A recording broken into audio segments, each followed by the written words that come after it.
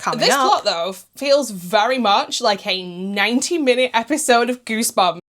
I ran a poll over on my community page in the last video asking what we'd be watching out of 3 movies: Children of the Corn, Popcorn, and Skin Deep. And by a single vote, Popcorn from 1991 won the vote, and I am very excited about this one. Originally, I wanted to watch this movie last October. It was part of my 21 in 31 challenge that I planned. When things didn't go to plan for the entire month of October, if you know, you know. So let's just say, this one has been long overdue. But if you don't know anything about Popcorn from 1991, let me quickly fill you in. Popcorn from 1991 is a horror comedy when a student film club plans an all-night horror film festival to raise money for their department. Its members get more than they bargained for when the crazed serial killer director from one of the movies turns up to reenact some of his film's most gruesome and disturbing scenes. If you're new here, I'm Hannah, but I go by Hordes online, and if you're not new, welcome back. I talk about horror movies here on my channel on Mondays and Fridays, but as always, when it comes to watching movies that I have never seen before, we're gonna watch Popcorn off camera, so that way, if you do decide that you want to watch this movie, nothing will be spoilt for you, because nobody wants to watch a movie that you've just watched somebody else watch from start to finish, because then you're gonna know exactly what happens, and I keep it spoiler free here on my channel, because nobody, and I mean nobody, likes spoilers. Let's all go to the lobby to get ourselves a treat. I did not have Death by Giant Animatronic Mosquito on my 2025 horror bingo card, which may or may not be a hint for something that I have planned coming up here on my channel starting on the 1st of October. Hintity hint hint. Let's start with the plot as we always do. The movie starts off with Maggie, who is part of a film club slash, like, I think she's supposed to be studying film at college slash university. She's having some strange dreams and she decides that that'd be a really good idea to turn them into a movie script. It is her sole purpose in life at this point to turn these dreams into a film script. Her club, however, has got some problems, and that is it has an editing space that keeps being moved because other departments don't want them there. So they decide to raise money so that they can set up a proper editing suite. And to do this, they decide on a horror film festival. Now, they pick a director who has made previous well-known movies and decide that they're going to put them on back to back to back to back. And obviously, things are not going to go as planned. Now, this movie is a love letter to the movie-going experience that is going to the movie theatre. It is got a big emphasis on the gimmicks and how people were purposely marketed to, big 3D glasses. There's pop-up stands in the movie theatre entrances. It is very that. And if you loved going to the movie theatres back in the 90s and beyond, this movie will absolutely speak to your soul. This plot, though, feels very much like a 90-minute episode of Goosebumps, which, as a baby who was born the same year that Popcorn came out in 1991, feels very apt. It feels right for me to watch this movie and be like, oh, this feels like something that I grew up with, but made for twisted adults. And there's a little sprinkle, I'd say, as well, of Phantom of the Opera going on here, which again feels apt because, like I said, it's a love letter to basically cinema from 1990 going backwards all the way to at least the 1950s. November 5th, 1955.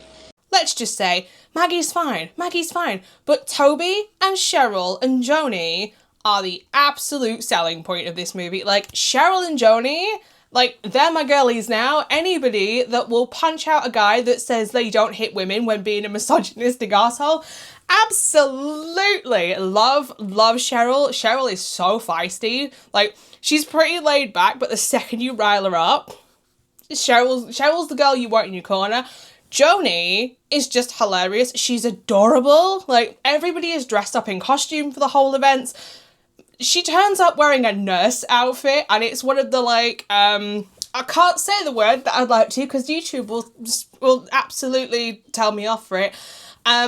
SLUTTY version of nurse that we all see all over Halloween, and I love her. She is like camp little comedy relief that gets sprinkled in throughout, and yeah, their deaths are hilarious. The horror events that these students put on is like a tribute to all of the sort of novelty gimmicks that were around in late 80s all the way back cinema going experiences. We're talking smell-o-vision. We're talking the embargo skeletons, which if you don't know what they are, it's hilarious. There were like giant skeletons that were rigged up that would fly over the audiences. There's a part in this that references the Tingler, which was a special chair that was put in movie theatres back in 1959, which would like electrocute the viewers along with what was happening on the screen.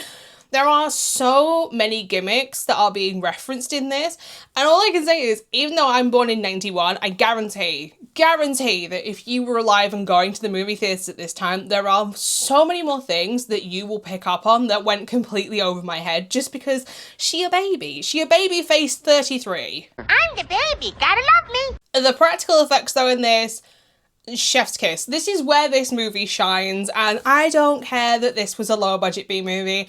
It has done such a fantastic job with its budget when it comes to its practical effects. We're talking a giant mosquito that flies over the top of the audience, complete with flashing lights.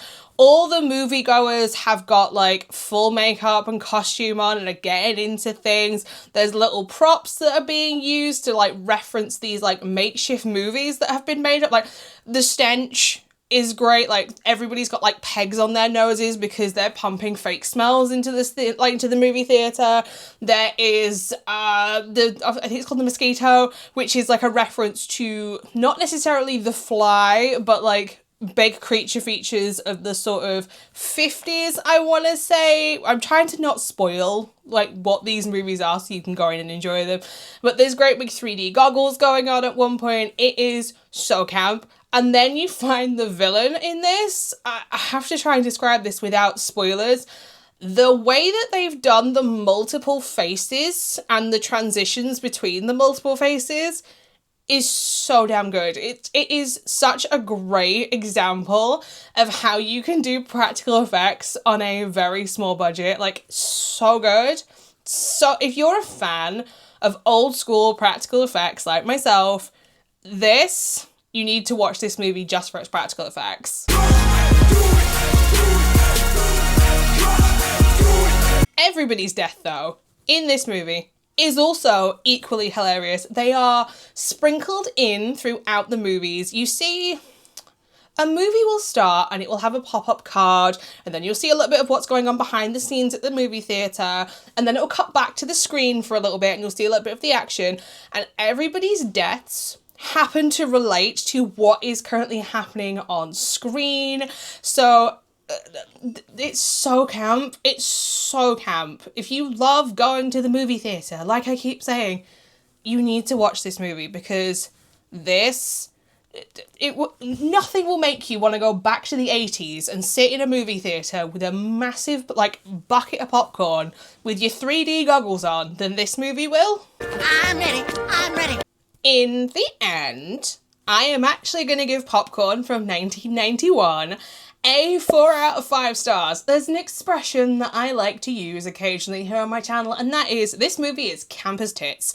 There's no other way to describe it. It is so much fun from start to finish. It doesn't overstay its welcome as well, which is, again, bonus. Hour and 30 minutes, like, love that. 2.5 hours, I'm not here for that kind of length in any kind of movie. I don't care what you are. But it really is, like, if you're an 80s baby, a 70s baby, a 60s baby, you will probably have, like, really fond memories of going to the movie theatres and seeing all of the movies that are being referenced in this, as well as probably seeing a lot more of the gimmicks that are being mentioned that I wasn't aware of, being a 90s baby. But my opinion isn't the only one that matters, which begs the question, should you personally watch Popcorn from 1991? If you like your horror movies flavoured with nostalgia for the 80s, the 70s, the 60s and beyond, Old school movie theatre gimmicks, really camp villains, lots and lots of practical effects, or anything that is listed here, then you should watch Popcorn from 1991. So there you have it, my initial thoughts and my review of my first time watching Popcorn from 1991. So well done, the Horde did speak and they did a really good job for picking this one. If you've also seen this movie, I would love to know what your thoughts and opinions are on it down in the comments section down below. And if you are interested in watching it, as always, there'll be a link in the description bar to justwatch.com so you can find out where it is streaming in your country. If you'd like to know where else you can find me, I'm also over on Instagram and Letterboxd at HordesOfHorror, where I post every single horror movie that I watch, not just the ones that I talk about here on YouTube. But speaking of YouTube, I'll be back on Friday with another solo movie review, and this time it is another movie that came out last year that completely flew under everybody's radar. I didn't hear a single person talk about this movie that I found in their end of year wrap-ups. And if I said to you, camp as hell, alien lands on Earth in the 1960s, kind of horror comedy, sold. We're watching Explorer from Another World from 2024 because this looks great. So until next time, bye. A special thank you though to my regenerators here within the Horde for their support over on Patreon.